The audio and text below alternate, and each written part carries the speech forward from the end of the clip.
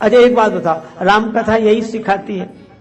राम जी की कथा, विभीषण जी भी पिटे और सुग्रीव जी भी पिटे, तो अपनों से ही पिटे। बड़े भाई सुग्रीव के बाली, विभीषण जी के बड़े भाई रावण। अरे भाई, तो वो बोले दिल टूट गया, दिल तोड़ दिया। तो हमने उनसे सहानुभूति के नाते कुछ बातें कही, लेकिन एक बात फिर जब वो थोड़े आश्वस्त हुए, हमारे समझाने से थोड़ा उन्हें ठीक लगा, तो फिर हमने उनसे कहा कि दिल टूट गया ये तो दुख की बात है, पर तुमसे कहा किसने था कि घर दिल से चलते हैं?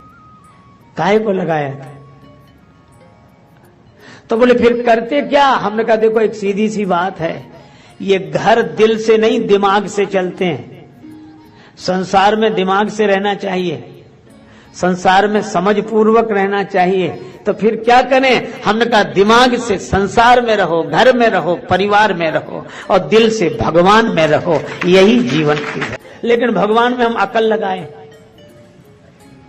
भगवान में तो ऐसी अकल लगाए हैं कि वो हैं भी कि नहीं, आज तक विचार कर रहे हैं। दुनिया पर विश्वास और भगवान पर विचार होना चाहिए कि दुनिया में रहें तो विचार पूर्वक और भगवान में रहें तो विश्वास पूर्वक। देवकी माता ने विश्वास कर लिया कि मेरे भाई जैसा महान कोई नहीं है। इतना बड़ा होने के बाद नंगे पांव मेरे रथ का सारथी बन गया।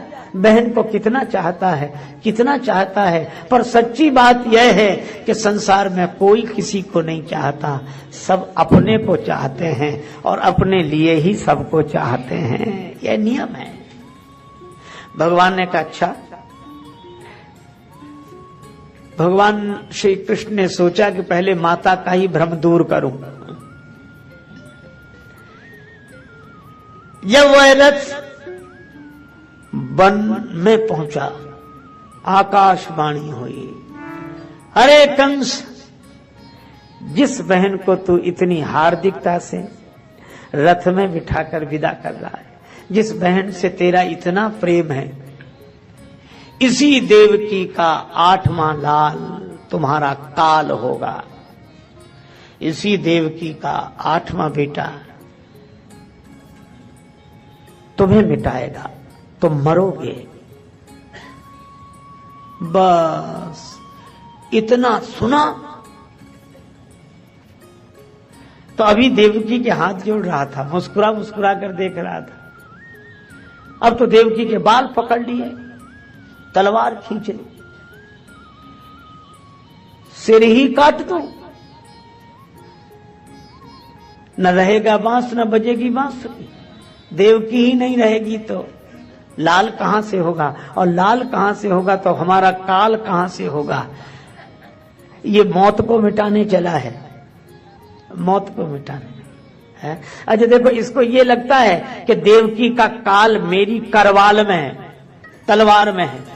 इसे दूसरों की मौत तो अपने हाथ में दिखाई देती है, लेकिन अभिमानी को कभी अपनी मौत नहीं दिखाई देती कि हमारी मौत किसके हाथ में है। उधर तो ध्यान ही नहीं जाता। कंस अगर प्रेम से भरा होता तो कहता कि भाई जो होना है वह तो होगा ही, प्राण तो एक दिन जाएंगे ही, कौन अमर रहा है, अब जो है ठीक है। लेकिन क्या प्राणों के डर से, प्राण जाने के डर से मैं ये प्रेम का मार्ग छोड़ दूं, धर्म का मार्ग छोड़ दूं?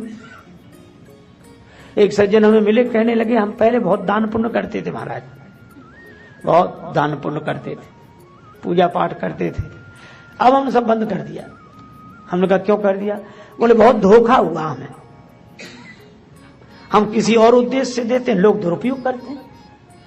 तो दूसरे क्या कहेंगे, ठीक किया, आजकल जमाना ही ऐसा, नहीं देना चाहिए। ये बड़े चालाक लोग हैं जो नाटक करते हैं, अरे इनके धंधे हैं, और वो कहते हैं इसीलिए मैंने तो बंद कर दिया। अच्छा, लगता तो है कि बड़ी सही बात कह रहे हैं, पर सही नहीं कह रहे हैं। हमने उनसे धीरे से पूछा, हमने कहा भोजन करने से पेट कितनी बार खराब हुआ? तो बोला कई बार। हमने कहा भोजन बंद कर दिया? बोले भोजन तो बंद नहीं किया हमने, व्यापार में घाटा होता तो क्या व्यापार बंद कर देते हैं? एक दान पुण्य ही मिला था बंद करने के लिए। हाँ ये है कि भोजन करने में पेट खराब हुआ, जिस चीज से हुआ उसे छोड़ दिया, दूसरी चीज लेने लगे। जहां धोखा हुआ तो वहां ना करे, दूसरी जगह करने लगे। दान पुण्य व्यापार करते हैं। तो जिसके जीवन में दान की महत्ता होगी, सेवा की महत्ता होगी, स्वभाव में होगा। बिच्छू और संत की कथा हम लोग सुनते ही हैं। बिच्छू ने कई बार डंक मारा, पर संत पानी में बहते हुए बिच्छू को हाथ पर रख लेते। किसी ने कहा कि बाबा ये बार बार डंक मारेगा, ये अपना स्वभाव नहीं छोड़ सकता।